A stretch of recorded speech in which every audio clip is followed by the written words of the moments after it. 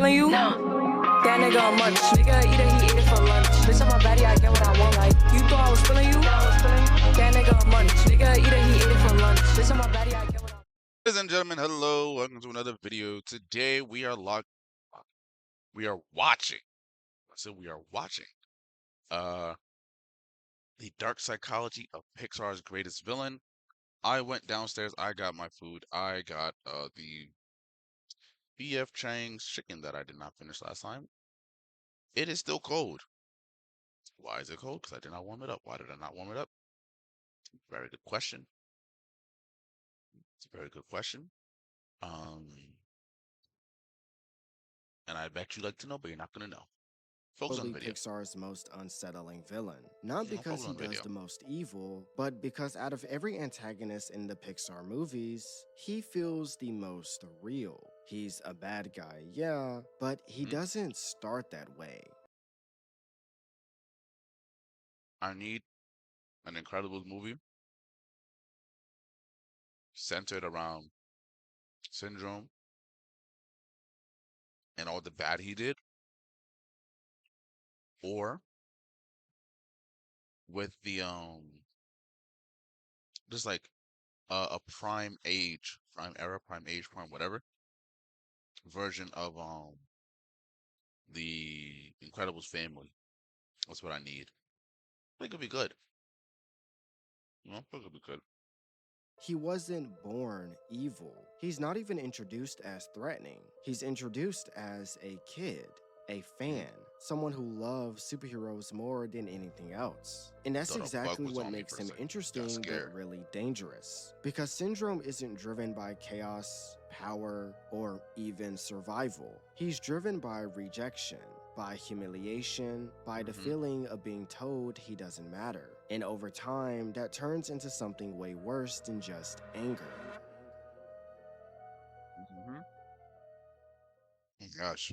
Before Syndrome was Syndrome, he was Buddy Pine, a kid who idolizes Mr. Incredible. Not just casually though, but obsessively. He studies him, follows him, models himself after him. He builds gadgets just to be useful. I invented these. I can fly. Can you fly? He even goes as far as inserting himself into Mr. Incredible's life. I know all your moves, your crime-fighting style, favorite catchphrases, everything.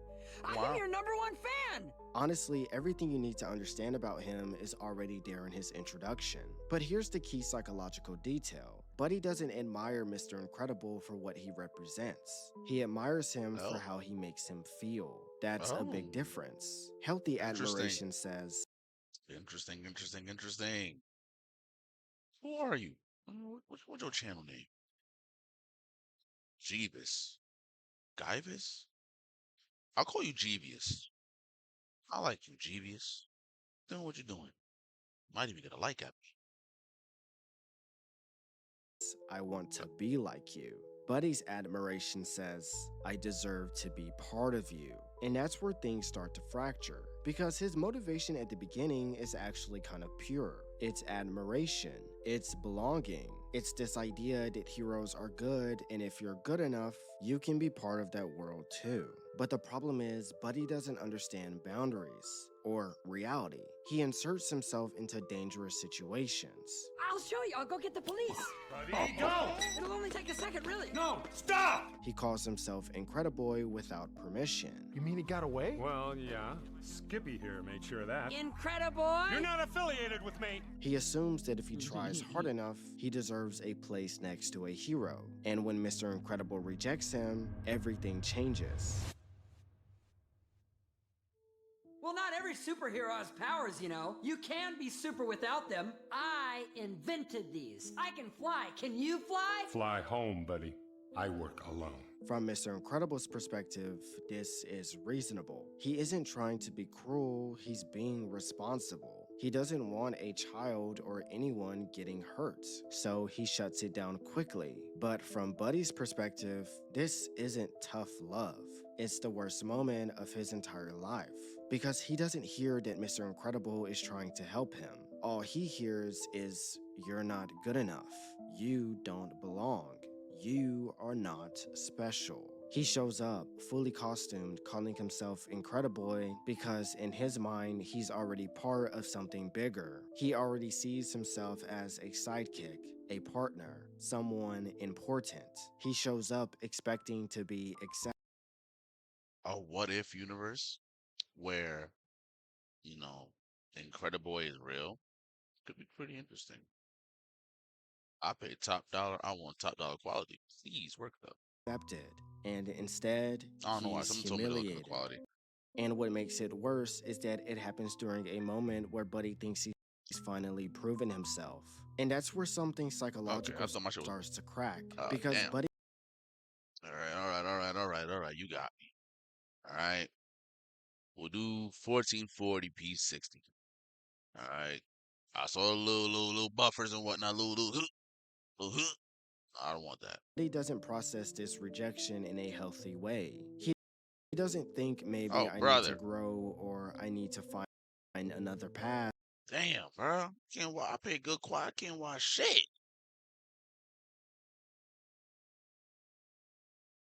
Yeah, bringing that nigga. Me, thank goodness. Instead, he Bitch. internalizes it. If I can't be special with you, I'll prove I'm special without you. And this is where resentment is born. All I wanted was to help you.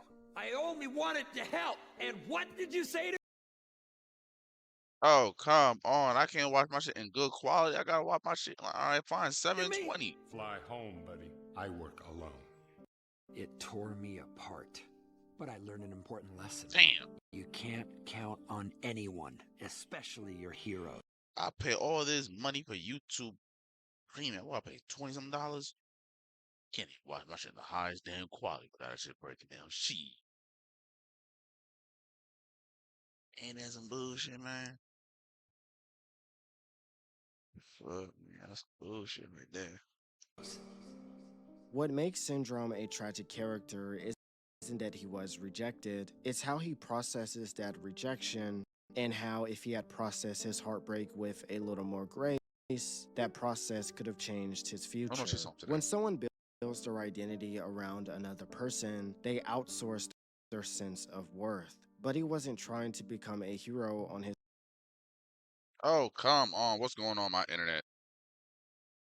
Shimon. Syndrome is probably Pixar's most Shimon, man. Damn. could have changed his future. Pay good money. Pay good money. Top dollar money. I pay so much money that money on me money. Stop. Excuse me.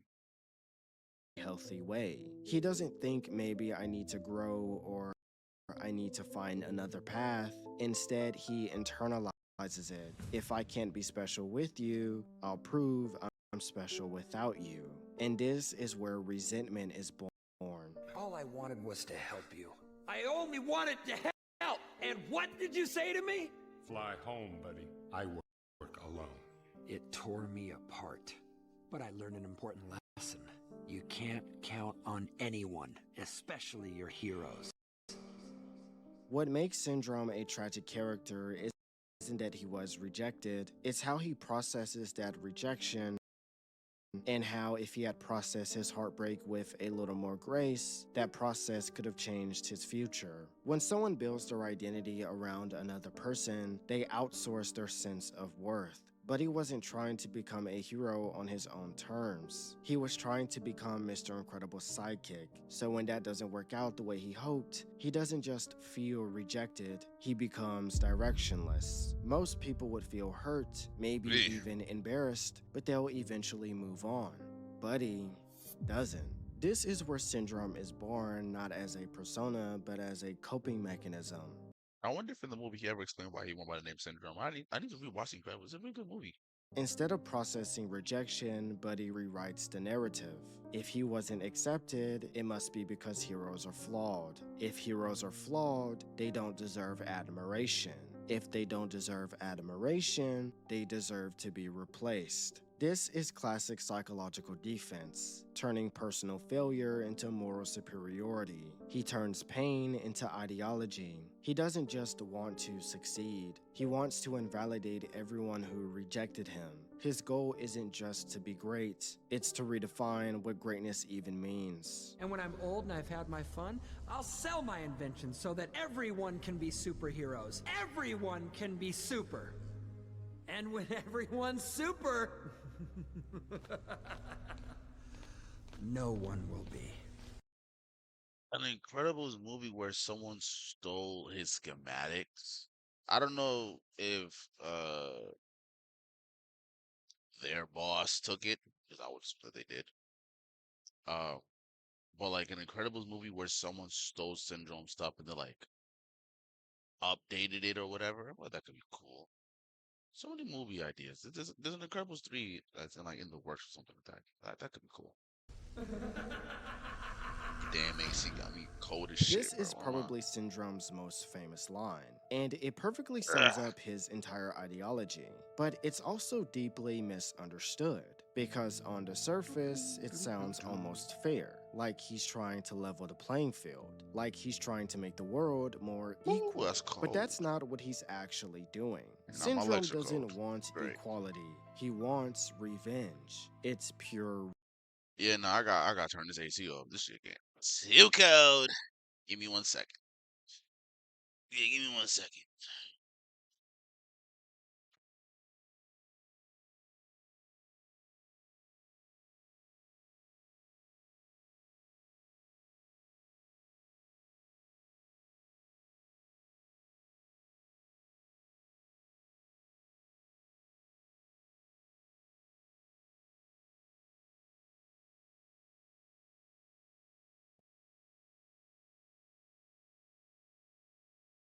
I was broke as fuck. Got up on my ass. Had to blow slow.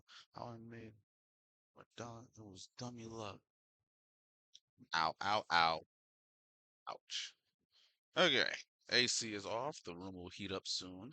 But for now, it is nice cool. Nice cool 78 degrees in my room. I like that. I like that a lot. Resentment, because what he's really saying is, if I can't be special, no one should be. He wants to destroy the concept of specialness itself, and that comes directly from his childhood trauma. He grew up believing being chosen was what gave life meaning. So when that was taken away Because I from was him, instead of chosen. redefining Because I was himself, he decides to come I'm a after the blood entire system. Turns out there are a lot of people, whole countries who want respect, and they will pay through. The entire system. Sorry. Away from him, instead of redefining himself, he decides to come after the entire system.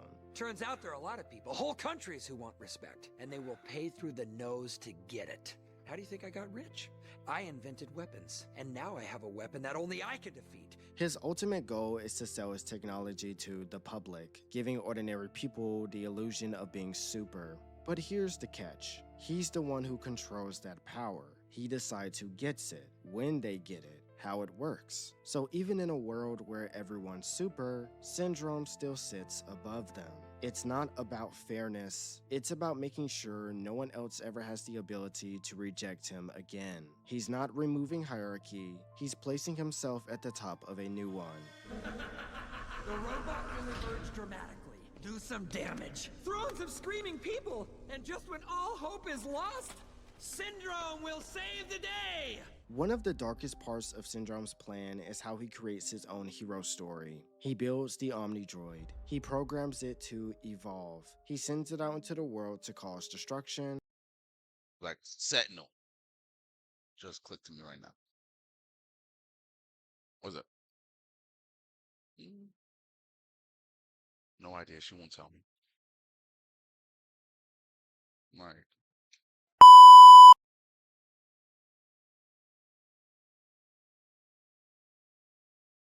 Removing here. hierarchy, he's placing himself at the top of a new.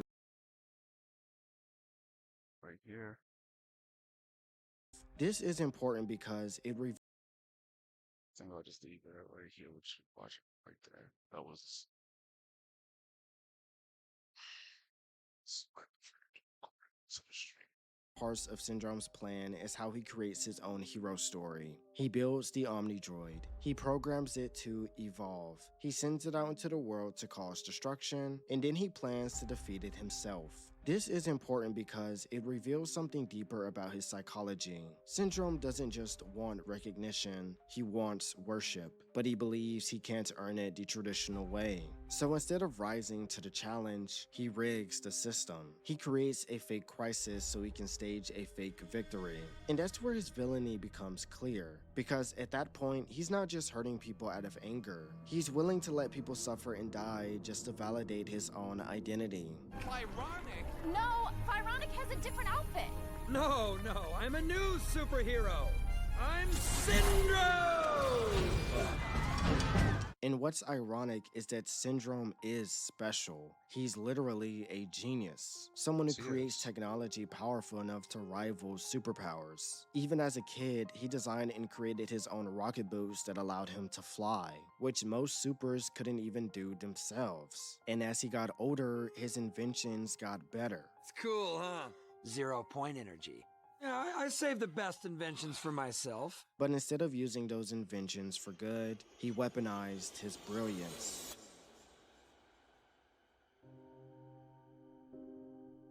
Simon J. Palladino, longtime advocate of superhero rights, is missing. You remember Gazerbee? Yeah, there was something about him in the paper. He had trouble adjusting to civilian life, too. When's the last time you saw him? I don't see anyone from the old days, Bob. Just you. You know, I went through quite a few supers to get it worthy to fight you, but man, it wasn't good enough. Sure, it was difficult, but you are worth it. Now you respect me because I'm a threat. That's the way it works.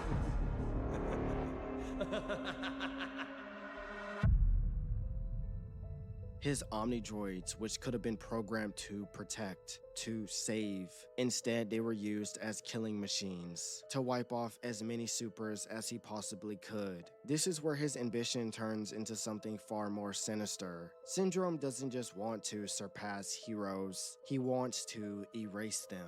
Because as long as real supers exist, he'll always be the kid who wasn't chosen. By killing them, he removes the comparison entirely. You mean you killed off real heroes so that you could pretend to be one? Oh, I'm real. Real enough to defeat you!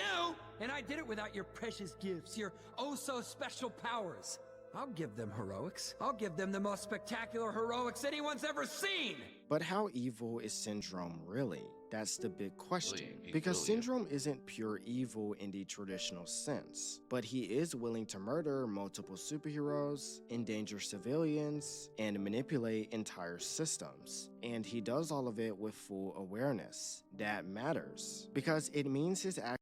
Did he ever get like the crowd recognition? Like, oh my gosh, Syndrome, the superhero. I don't remember. I think like for the split moment he did when he went in the crowd, he was doing the whole thing. But it would have been cooler if it's like he actually like got to marinate in it.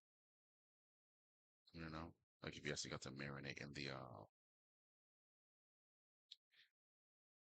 fanfare and shit. Actions aren't emotional outbursts, they're calculated, which in a lot of ways makes him more disturbing than your typical villain. At the same time though, his origin is understandable. I'm not saying it's justified, but understandable. And that's what Yeah, makes him understandable. deeply compelling, because he's driven by something very real, insecurity. That doesn't excuse what he does, but it explains it. Syndrome doesn't see himself as the villain. He sees himself as someone who was wronged, someone who deserved better, someone who's finally taking control of his own story. And that kind of mindset is incredibly dangerous because it justifies anything. If you believe the world owes you something, then hurting people can start to feel like justice.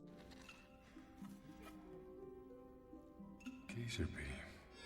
Although Syndrome believes he's in control, he really isn't. In truth, he's completely at the mercy of what he's built. The Omni Droid evolves beyond his expectations. His plan falls apart and he loses everything. Oh, so he did eventually get like the fanfare, and then he lost it because he built it to adapt, and adapting is what it did, and adapting is what almost got him killed. But his failure to, I don't know. Not because someone outsmarts him, but because his own system turns against him. That's crucial to understand because it reflects his entire mindset. Syndrome builds his identity on the idea that he can control how the world sees him, but reality doesn't work like that. And what's interesting about Syndrome is that he technically achieves what he wanted. He becomes powerful, rich, and influential. Everything he thought would make him feel fulfilled. But it doesn't, because the validation he wanted wasn't about success. It was about acceptance, and those aren't the same thing. You can build all the tech in the world, but it won't replace the moment you were told you didn't matter. So instead of moving forward, Syndrome gets stuck. Everything he does is still connected to that one rejection. He builds weapons not just to dominate, but to prove something. To who? Mr. Incredible. You know, I went through quite a few supers to get it worthy to fight you, but man, it wasn't good enough! After you trashed the last one, I had to make some major modifications. Sure, it was difficult, but you are worth it. I mean, after all, I am your biggest fan. Even as an adult, even as a villain, he's still chasing the approval of the person who rejected him. Everything he does, in some way, is a response to Mr. Incredible. He never actually grows out of being Buddy Pine. Buddy? My name is not Buddy! When he sees the Parr family getting praised for defeating the Omnidroid, he realizes he lost control of the narrative. And that's when Buddy Pine starts to resurface. You can see it in his frustration, his anger, his need to prove himself. The calm, collected villain persona slips, and underneath it is the same insecure kid who just wanted to be included. So in response, he kidnaps Jack Jack not as part of some grand strategy, but as a desperate move to regain control, and it fails completely. And here's why Syndrome's death is one of the most ironic moments in the movie. He spends his entire life trying to control everything, to eliminate unpredictability, to become the most powerful person in the room. And in the end, he's taken out by something completely unpredictable, a baby with powers. Jack Jack represents everything he tried to get rid of, and a surprise encounter leads to his demise. And that's the point. It's actually kind of poetic. That's my girl. What makes Syndrome tragic isn't just what he became, it's what he could have been. He was brilliant, driven, creative. He had all the tools to become something great. But instead of building his own identity, he defined himself in opposition to someone else. Syndrome is one of those villains who feels real not because we relate to his actions, but because we understand his emotions, rejection, embarrassment, wanting to matter. But what he does with those feelings, that's what defines him as a villain. And even though he becomes a villain, you can still see the kid he used to be underneath it all, which makes his story less about evil and more about what happens when someone can't let go of who they thought they were supposed to be. Syndrome didn't fall because he wasn't special. He failed because he couldn't accept that he didn't need to be chosen to matter. And in trying to prove that anyone could be super, he proved the opposite. No one is super. But what do you think? If you enjoyed this video, consider leaving a like and subscribe. I liked it. I like the Dubious. Give me that like. Let me see what the comments think. The real twist is that Syndrome was always a super. His power was his intelligence, but he never realized it was a superpower. You slide dog, you caught me monologuing. Yeah. If you think about the Incredibles through Bob's perspective, is really tragic. Just imagine you made lots of cool friends you can go with it. And after 15 years, you find out all your friends are dead at the hands of someone you thought you were protecting.